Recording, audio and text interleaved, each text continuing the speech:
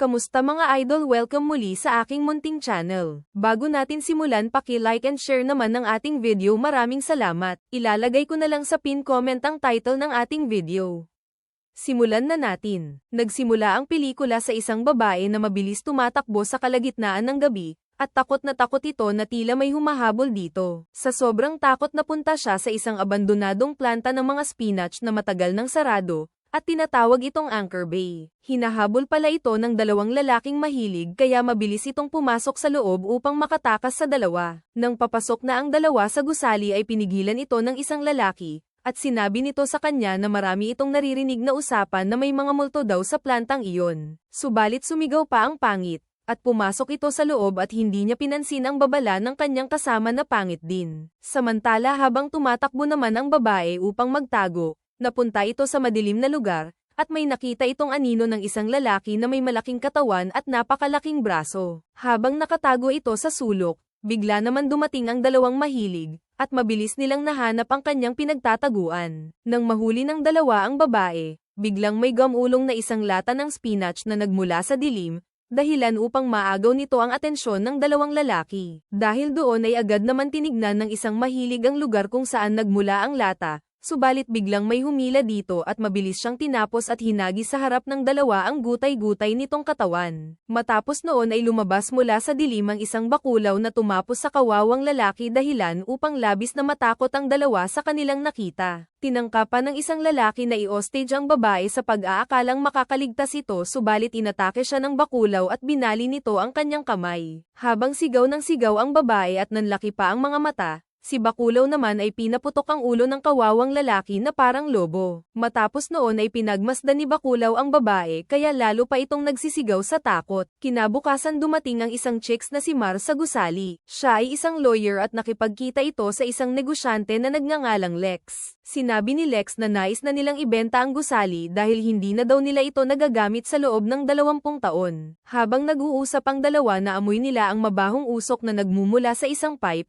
Subalit inakala ni Lex na dahil lang ito sa isang baliw na naninirahan sa planta. Dahil doon ay sinabihan niya ang babae na hahanapin niya lang ito sandali kaya naiwan ng mag-isa si Mar sa gusali. Habang naghihintay, nakaramdam ito ng takot dahil sa mga naririnig niyang usapan tungkol sa planta, kaya sa sobrang takot ay tumakbo ito sa sulok upang magtago. At nakaramdam siya na may paparating palapit sa kanya. Dahil doon ay mabilis itong tumakbo palayo hanggang sa mabangga niya si Lex. Sinabi ni Lex sa takot na babae na si Argus daw ang bantay sa gusali. Matapos noon ay nagpaalam na si Mar at mabilis itong umalis palabas ng gusali. Nang makaalis na ang babae, sinabi ni Lex kay Argus na ikutin niya ang buong gusali, at hanapin niya kung sino man ang baliw na naninirahan sa kanyang planta at umalis na ito. Sinimulan ni Argus ang pag-iikot sa lugar, at nakita niya ang isang silid na nakasarado, subalit nang buksan niya ito ay tumambad sa kanya ang bangkay ng dalawang lalaki na tinapos ni bakulaw nung isang gabi, at nakalabas pa ang mga bituka ng mga ito. Dahil doon ay nagmamadali itong lumabas sa silid, subalit sa di kalayuhan ay napansin niya si bakulaw na nakatayo at nakatitig ito sa kanya. Dahil sa pag-aakala ni Argus na ito yung baliw na naninirahan sa planta ay inamon niya pa ito ng away. Nag-init ang ulo ng bakulaw kaya agad niya itong sinugod at napigilan niya ang atake ni Argus. At sinapak niya ito na nagdugo agad ang bibig sa isang suntok lang dahil sa lakas nito. Binugbog niya ng todo ang kawawang lalaki at dinurog niya ang ulo nito dahilan upang kunin na siya ni Lord. Samantala lumipat ang eksena kina Dexter at sa isang dalagang nagngangalang Olivia. Nais ng dalawa na gumawa ng dokumentaryo patungkol sa isang alamat ng Sailorman kung saan matagal na itong pinagtatalunan. Dahil sa hindi naman kaya ng dalawa ang kanilang gagawin ay inaya nila ang kanilang tropa na si Lisa at ang isa pang babae na nagngangalang Katie. Sinabi din ni Dexter kay Lisa na makakasama din nila ang isa pang lalaki na nagngangalang Seth,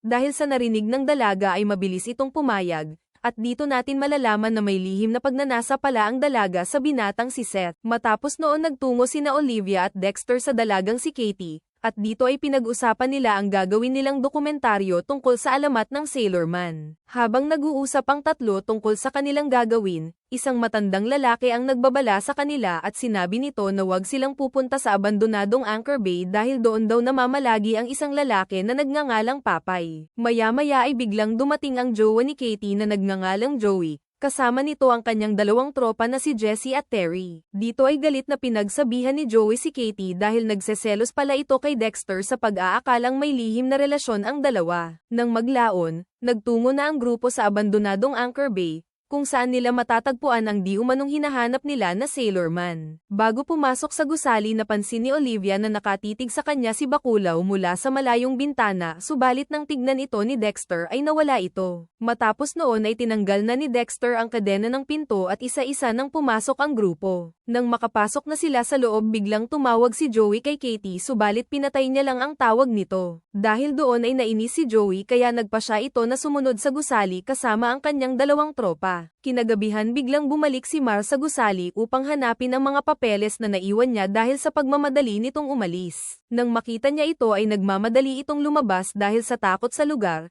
subalit bago pa man ito makalabas ay nailawan niya ang bangkay ni Argus dahilan upang magsisigaw ito at hindi niya alam na pinagmamasdan lang siya ni Baculaw. Dahil sa takot ay mabilis itong tumakbo subalit sinundan siya ni Baculaw. At nakuha nito ang kanyang buhok at inilan niya ito hanggang sa mabalatan ng ulo ng kawawang babae. Sinubukan pang tumakas ng duguan na babae, subalit binuhat ito ni Baculaw at itinapon sa compactor. Nagmakaawa naman si Mar sa Baculaw subalit pinaandar niya ang makina, at nagyosi ang pangit habang pinagmamasdan niyang umaagos ang dugo ng kawawang babae. Sa kabilang banda habang abala si Katie sa pag-i-scroll sa kanyang cellphone hindi nito napansin na dumaan sa kanilang CCTV si Baculaw. Lumabas si Baculaw sa likod ng dalaga at nang tumayo si Katie para kumuha ng kape pumasok si Baculaw nang hindi niya alam. Nang lumingon ang dalaga nanlaki ang mga mata nito nang makita niya ang kapugian ni Baculaw. Dahil sa takot ng dalaga kumaripas ito ng takbo habang sumisigaw at bigla niyang nasalubong ang kanyang jowa na si Joey. Sinubukan ipaliwanag ni Katie ang sitwasyon sa kanyang jowa subalit nagalit ito sa kanya dahil sa hindi pagsagot sa kanyang tawag at nagtataksil daw ito sa kanya. Habang nagtatalo ang dalawa biglang dumating si Baculaw at nakatitig ito sa kanila kaya binantahan ito ni Joey. Nang lumapit ito sa kanila ay agad itong sinaksak ni Kalbo subalit nanlambot si Kalbo nang makita niya na wala itong talab sa Baculaw. Habang nagtataka si Joey, ay agad naman sinakmal ni Baculaw ang ulo ni Kalbo at dahan-dahan niya itong pinitpit na parang bola at pinaikot pa nito ang ulo ng kawawang Kalbo. Dahil sa nakita ni Terry ay lalo ito nang itim sa takot kaya tinangka niyang barilin si Baculaw subalit bago niya pa ito maiputok ay inatake na siya ni Baculaw at mabilis nitong binali ang kanyang kamay na parang sangalang. Dahil doon ay napasigaw ng malakas si Katie dahilan upang marinig ito ng grupo nila Olivia at mabilis silang tumakbo upang hanapin ang dalaga. Samantala mabilis naman umalis palayo si Terry habang si Joey naman ay tinangkapan nitong makipagsantukan sa Baculaw,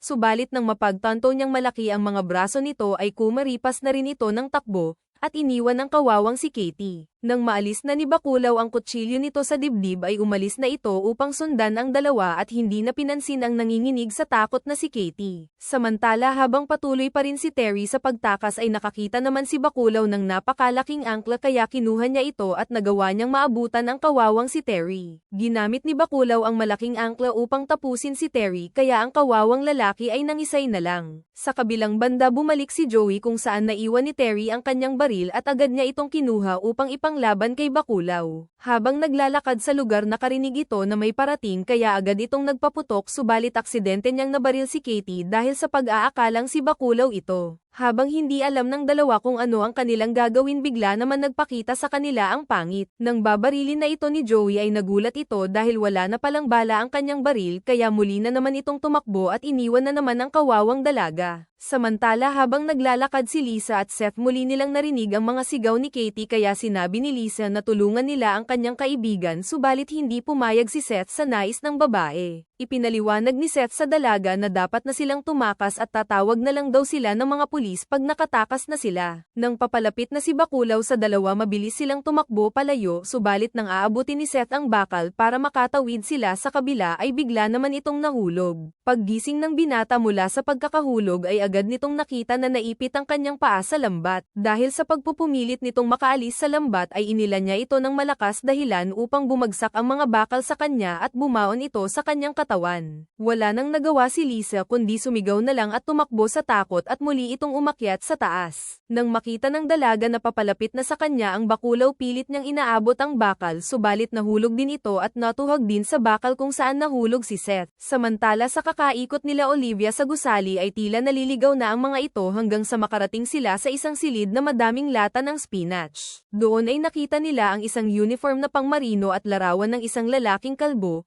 at doon nila napagtanto na dati palang tao si Baculaw, at nakita din nila ang larawan ng asawa nito na nagngangalang Olive. Nakita din ng dalawa ang lumang dyaryo at doon nalaman nila na gustong ibulgar ni Olive ang masamang sekreto ng planta, subalit bigla na lang itong nawala at hindi na muling nakita. Dahil sa matinding galit ni Papay na natili ito sa planta ng 20 taon upang hintayin ang pagbabalik ng kanyang nawawalang asawa. Matapos malaman ng dalawa ang nangyari kay Baculaw, nakaamoy sila ng usok na nanggagaling sa pipe, ibig sabihin parating na si Baculaw sa kanila, kaya mabilis na nagtago ang dalawa. Habang nakatago ang dalawa, si Baculaw naman ay relax lang na nagyoyosi, subalit biglang napaubo si Dexter dahil sa usok na ibinubuga nito. Dahil doon ay napatingin ang pangit, subalit dagalang ang nakita nito kaya hindi niya na ito pinansin. Habang nakaupo si Baculaw, nanlaki ang mga mata ng dalawa nang makita nilang kumakain ng expired na spinach ang pangit. Matapos kumain ng pangpalakas ay umalis na ang Baculaw kaya mabilis na tumakas ang dalawa, subalit pagbukas ni Dexter sa pinto, bumungad sa kanya si Baculaw at agad niyang sinakmal ang kamay ng binata at binali niya ito. Nagmakaawa naman si Olivia sa Baculaw at sinabi nito na tigilan na sila. Nakinig naman ng pangit at binitawan niya ang binata. Dito ay ipinagtapat ni Olivia sa Baculaw na siya ang kanyang anak at ang tunay na dahilan kung bakit ito nagpunta sa Anchor Bay ay dahil para hanapin ang nawawala nitong ina. Matapos marinig iyon ni Baculaw ay tinawag niya si Olivia, subalit biglang dumating ang galit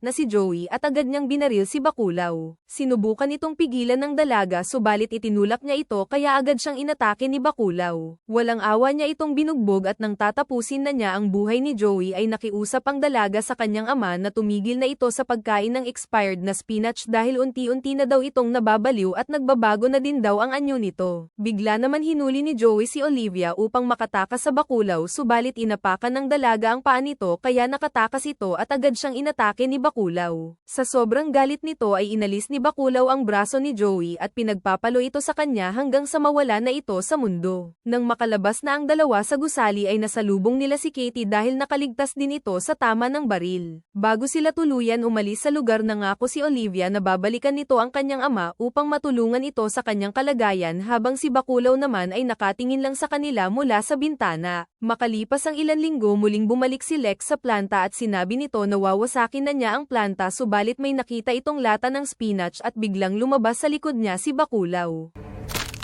I am.